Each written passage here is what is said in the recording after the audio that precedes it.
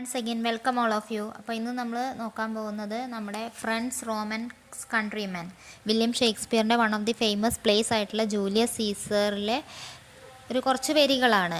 അതിലെ ഒരു ക്യാരക്ടറായ മാർക്ക് ആൻ്റണിയുടെ അതിലെ ബെസ്റ്റ് ഫ്രണ്ട് ആയിട്ടുള്ള ജൂലിയസ് സീസറിൻ്റെ മരണത്തിന് ശേഷം പറയുന്ന ഒരു സ്പീച്ചാണ്.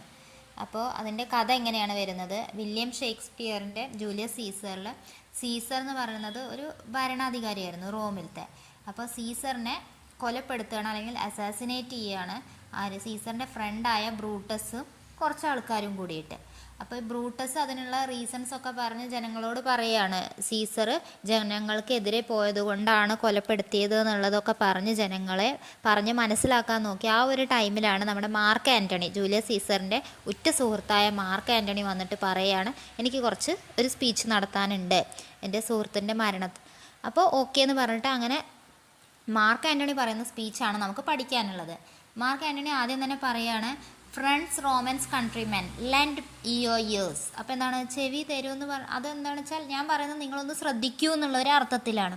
പിന്നെ അതുപോലെ മാർക്ക് ആൻ്റണിക്ക് ഇവിടെ വേറൊരു ഇതും കൂടിയും പറഞ്ഞിട്ടുണ്ടായിരുന്നു, മാർക്ക് ആൻ്റണി ബ്രൂട്ടസിനെ കുറ്റപ്പെടുത്തി സംസാരിക്കാൻ പാടില്ല. അപ്പോൾ മാർക്ക് ആൻ്റണി അതൊക്കെ ഇത് മനസ്സിൽ വെച്ചുകൊണ്ട് അതിനനുസരിച്ചിട്ടാണ് സംസാരിക്കുന്നത്.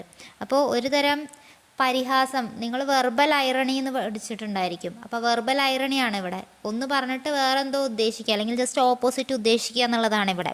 അപ്പോൾ ആൻ്റണി സ്പീച്ച് തുടങ്ങുന്നത് ഒരു കണക്ഷൻ കിട്ടാൻ വേണ്ടിയിട്ടാണ്, ഫ്രണ്ട്സ് റോമൻസ് കൺട്രിമെൻ എന്ന് പറയുന്നത്. അത് കഴിഞ്ഞിട്ട് ഫസ്റ്റ് തന്നെ പറയുന്നത്, എൻ്റെ ഈ ഒരു സ്പീച്ച് എന്ന് പറയുന്നത് ഒരു വിലാപം അല്ലെങ്കിൽ സങ്കടം ബോധിപ്പിക്കാൻ വേണ്ടിയിട്ടാണ്, അല്ലാതെ സീസറിൻ്റെ ഡെത്തിനെ ഞാൻ ആഘോഷിക്കുകയല്ല.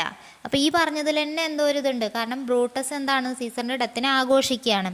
പിന്നെ അത് കഴിഞ്ഞിട്ട് പറയാണ്, സാധാരണ മനുഷ്യന്മാർ ചെയ്ത തിന്മകളെയാണ് ഓർത്തിരിക്കുക, നന്മകളെ ഓർത്തിരിക്കില്ല. ആ ഒരു മനുഷ്യ സഹജമായ സ്വഭാവത്തെ പറ്റി പറയുകയാണ്. പിന്നെ അതുപോലെ പറയണ, ബ്രൂട്ടസ് പറഞ്ഞു സീസർ എംബീഷ്യസ് ആണെന്ന്.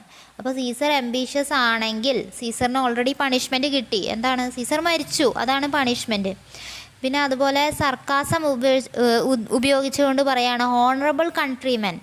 ആരെയൊക്കെയാണ് ഹോണറബിൾ എന്ന് പറയുന്നത്? ബ്രൂട്ടസിനെ, നമ്മുടെ സീസറിനെ കൊന്ന ബാക്കിയുള്ളവരെയാണ് പറയുന്നത്. അപ്പോൾ ആൻ്റണി അതുപോലെ ക്രൗഡിനോട് പറയാണ്, അവർക്ക് ഓരോരുത്തർക്കും എന്താണ്, പേഴ്സണൽ റിലേഷൻഷിപ്പ് ഉണ്ടായിരുന്നു സീസറിനോട്. അതുപോലെ ആൻ്റണിക്കും പേഴ്സണൽ റിലേഷൻഷിപ്പ് ഉണ്ടായിരുന്നു. പിന്നെ അതുപോലെ നമ്മുടെ സീസറിൻ്റെ ആംബിഷൻ ബ്രൂട്ടസിന് ഒരു ഓണർ അല്ലെങ്കിൽ ഒരു പദവി കൊടുക്കുക എന്നുള്ളതായിരുന്നു. പിന്നെ അതുപോലെ നമ്മുടെ ആൻ്റണി പറയാണ് ക്രൗഡിനോട്, സീസറിന് പല കോൺട്രിബ്യൂഷൻസ് റോമിന് വേണ്ടി